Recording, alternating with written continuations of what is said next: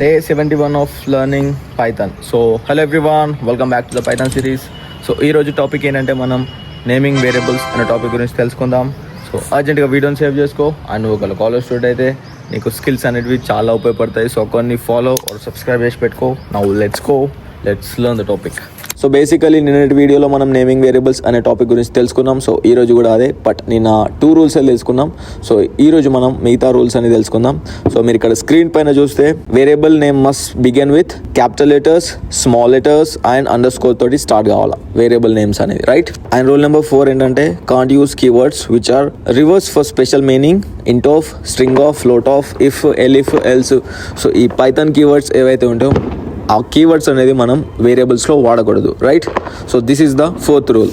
And last rule ఏంటంటే మనకు case styles అనేటివి ఉంటాయి, రైట్? సో మనం వేరియబుల్ డిక్లేర్ చేయడానికి కొన్ని, సో ఆ స్టైల్స్ అనేటివి మనకు 3 ఉంటాయి. So first camel case notation, తర్వాత ఫేషియల్, తర్వాత snake. So first camel case నోటేషన్లో ఏముంటుందంటే 2 వర్డ్స్ ఉంటాయని చెప్పిన.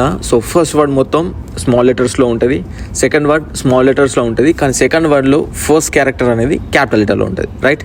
అండ్ సెకండ్ స్టైల్ ఏంటంటే మనకు facial case, right?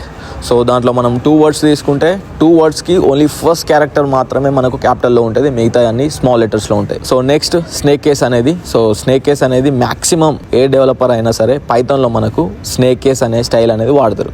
So for example మీరు ఇక్కడ టోటల్ అండ్ బిల్ అనే 2 వర్డ్స్ ఉంటాయి. సో అవి 2 మనకు స్మాల్ లెటర్స్లోనే ఉంటాయి, బట్ మనకు 2 వర్డ్స్ మధ్య మనం అండర్ స్కోర్ అనేది యూజ్ చేస్తాం, right? So this is the video for today. Will meet in next video. Bye.